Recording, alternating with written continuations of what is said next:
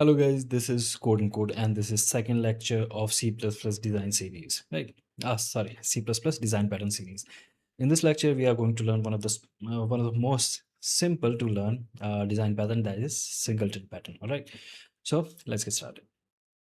So what is singleton design pattern? Simple enough. Of course, it's a creational design pattern. So its job is to create an object of a class, right?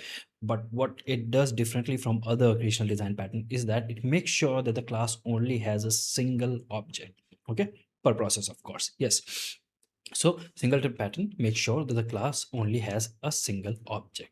Okay, yeah, that is your singleton pattern. So we'll learn how to implement it, of course, right? And beside that, we'll learn what are the situation in which you can use it, what are the situation where you should not use it when it becomes a burden on your design. In fact, in modern development, modern software developer society, the singleton pattern is considered to be kind of an anti-pattern. Okay, there are reasons, we'll talk about that later, but yeah, there is singleton pattern as simple as that. So the question is, how do you implement it? Okay, so if we go here, if we take a look at here, so since we want to make sure that the class only has one object, you have to make sure that nobody outside from the class is able to create an object of that, right? So you'll make sure that the class has no constructor, so just make it private. Okay, for example, if I'm creating a library, for example logger, right, I'll make sure that the constructor of the logger is private. Okay, so nobody from the outside of the class will be able to create an object of it. Now the responsibility of creating an object lies in the class itself. Okay, and also you are responsible, the class itself is responsible for creating the object and to return it so that other can use it, right? So what you will do, you can create a static method, uh, get instance, or whatever you would like to call it, right? So this method will return the actual instance of the class, that is logger in this case, right? So as you can see, this is static method. That means you can call it by the name of the class itself, you don't have to instantiate it. And now it is going to return an instance of logger class, right? Now also take a look at here, we are defining the logger inside the class as static variable, right? So the thing about it is also called mere singleton, because the way you initialize it, it makes sure in C++ 11 and higher versions that this is thread safe. Okay, so instantiation, when you do the instantiation of the object in multi-threaded environment, if you are working with C++11 or higher, this makes sure when you're defining a local static variable inside the class, it makes sure that it is instantiated thread safely. That means even if multiple threads at the same time are trying to call the instance for the first time, let's say, not all of them will be creating different version of it, different loggers, right? Since this is thread safe, only one instance will be created, and after that, that instance will be returned from here. So this way you can instantiate the object of the class, be it logger, be it application config setting, whatever you'd like to create an whatever class in which you want to apply the singleton pattern on. All you have to do is just instantiate the object there in the get instance method. Okay, define it as static, and it will be thread safe, and only one copy of the object will be created, right? Also, it is very important, once you have created the object, you should not be able to make a copy of it or assign it to some other object, right? So first of all, delete the copy constructor. Okay, make sure you are deleting the copy constructor and also the assignment operator. So delete these two so that nobody is able to either create a copy out of this instance and nobody is able to copy it into another, assign it basically to another variable, which again creates a new copy, right? So just delete the copy constructor and the assignment operator file. Now it is completely what do we call it, now you have completely applied the singleton pattern, and now only one object of this class can be created, right? Similarly for app settings, uh, do the same thing, delete the uh, copy constructor and the assignment operator, make sure the constructor of this class is private, right? And of course just create an instance using a static operator. So just make sure this instance is static and just return there, so this is thread safe, right? And again, you can provide the method if you want to. For example, for app setting, we have the theme. As of now, in the instantiation, we have applied the light theme, but you can later, if you want to, change the theme of it. Okay. And also you can get the theme, what is the current theme. So this is app setting object. So this is your simple singleton pattern. What do you do for each class? If you want to make sure that this only we are only able to create one instance of it, just make the constructor private, delete the copy constructor and the assignment operator, and also just make a static method that returns the instance, and inside of it you can define the instance as static, so that this is thread safe and only one copy of it is created. So yeah, this is how you implement singleton pattern. Now the question is when to use it, and of course when not to use it. Okay, so when to use it, let's learn about it. When to use singleton pattern. Okay, so the primary motive of singleton pattern is to represent single point of truth resource.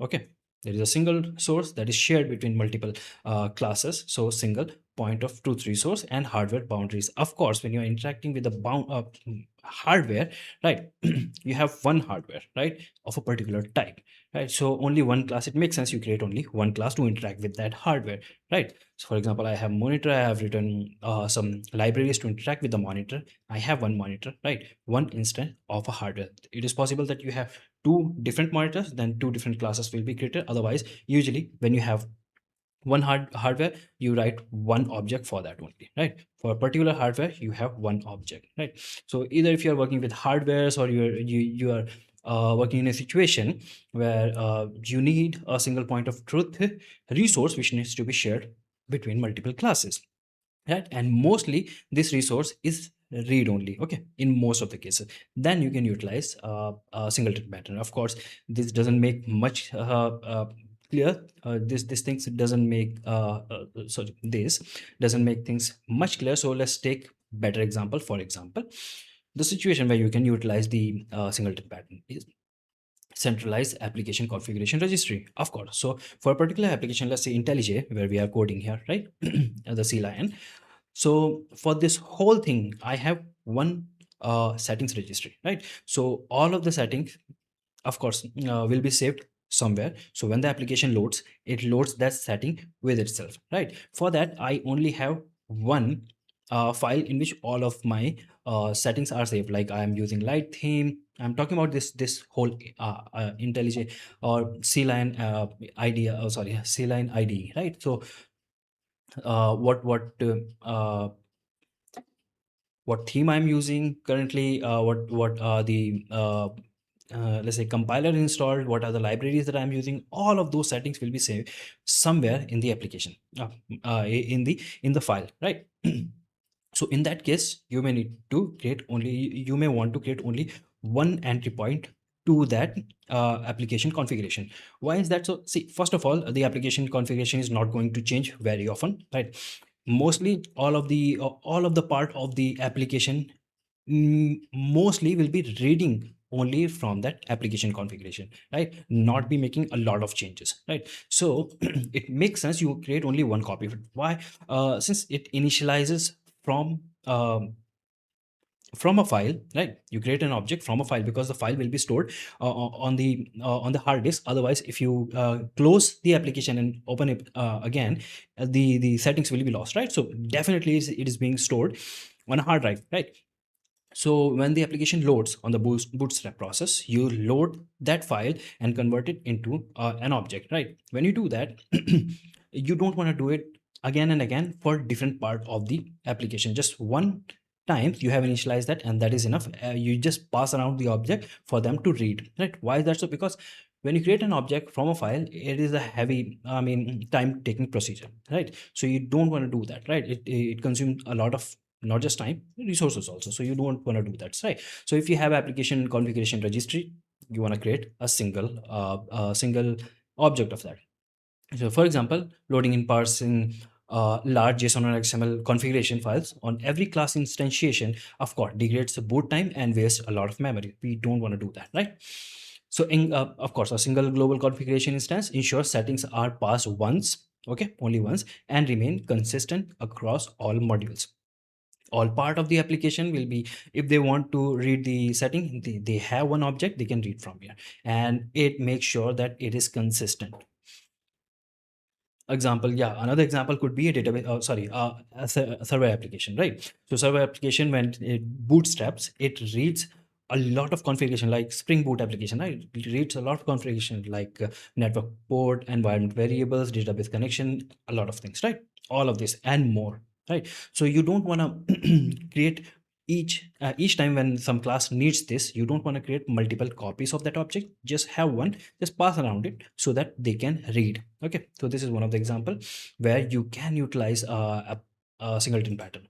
Beside this file, of course, synchronized file logging system, the issue here is that you have a logger and which is logging into a file, let's say, right? Now what happens is that if you have defined multiple objects of it, all of them are of course writing to the same file, right? Multiple threads are using the logger to log it. This has printed hello world A, this has printed hello world B. Now the overall result may not look what we expect. It won't be synchronized. Why? Because the way operating system works is that if there are multiple threads, it will execute this one to achieve concurrency, kind of concurrency. It would run thread A for some time, then pause it, then run thread B for some time. So what will happen if you are trying to store data into the file? So some of the message from thread A gets stored, then some of the message from thread B gets stored, and this is not synchronized if you don't use a single logger, right? So so for multiple threads, the overall log may look very I mean messy, right? And you won't be able to make up anything out of it while you are debugging. So that's not a good idea. Okay, so a thread safe global logger acts as a single queue. You can just add that I want to log this, it will store it and properly just push out all of the messages to the file properly in sync. Okay, so of course a thread safe global logger will act as a single queue where multiple workers threads submit log entries, so multiple class can submit their logs to it, right? It keeps a queue and of course in proper syncing method. Make sure it makes sure that the log that is printing are synced. Yeah. So example could be asynchronous file logger receiving log messages from 16 worker threads in a game engine. Not only that, in a lot of real life application, you will see a lot of threads are there which are logging. Okay. So yeah, this is another example. For example, just for the reason I explained how the file could get corrupted. Okay. Sorry. So this is the second example where you might want to use singleton pattern. Now the problems of using singleton pattern. Now we have seen how you can implement it. So wherever you are going to use it, just you can use it using the class name, because we have defined the method to get the instance as static. So you can directly call the function, right? Logger dot get instance. And now you have logger instance and you can call the method using that. For example, in logger, we have info method. So it logs logs the log on info level, right? There are multiple levels of log like info, error, warn, right? So so it logs it on the info level, right? So you can directly use it and use the method directly using the instant. Okay, that is one example. Now the problems of using singleton pattern, let's talk about that also.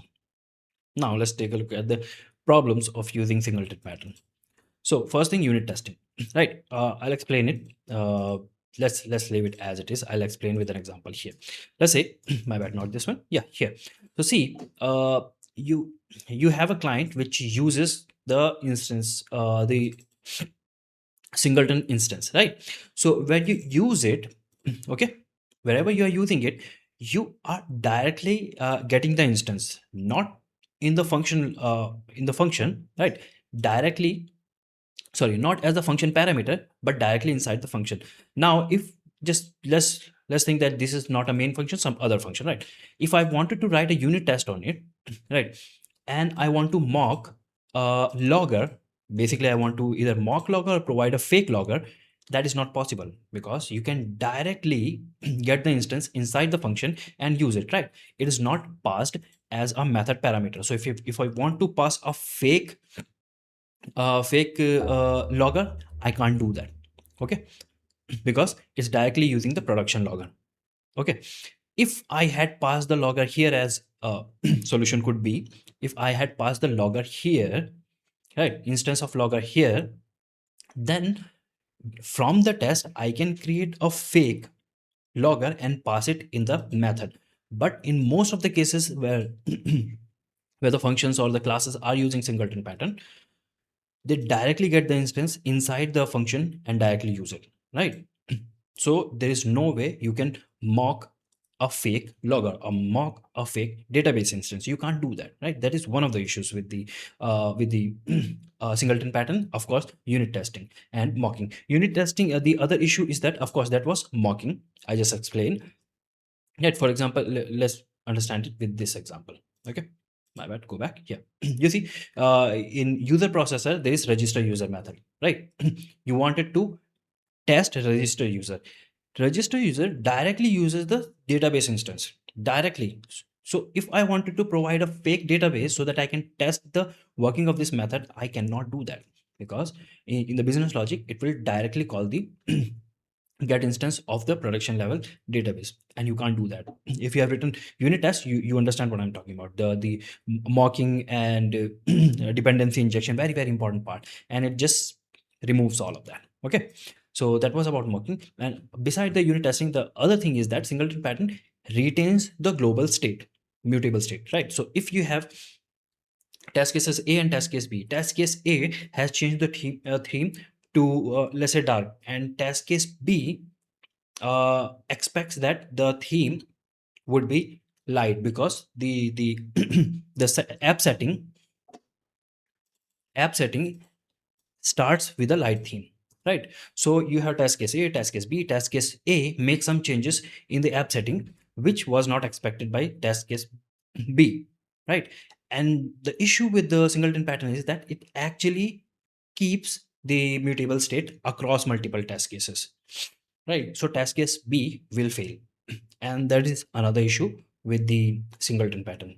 There are more issues, but you can you can learn it yourself, or if you're not able to find any reasonable things, I can tell you in the comment section. I'll keep the lecture short, that's why I'm not going too much into detail. But there are more issues also, like calling the destructor, right? Because the instance defined is the instance of a singleton pattern is static now. Due to this also, issues arrive at the destructor level, right, when the class is getting destroyed, right? So that is also an issue with the singleton pattern. So there are so many issues with it, and to be honest, very very few situations where using the singleton pattern actually makes sense. So whenever you are going to use it, just make sure it your business requirement, business needs actually justifies the logic of using singleton pattern, right? So yeah, I think this I should stop here. This is all about singleton pattern and how you can implement it, right? So yeah, this is it for this lecture. Thank you guys for watching, and until the next video drops, keep coding. Thank you.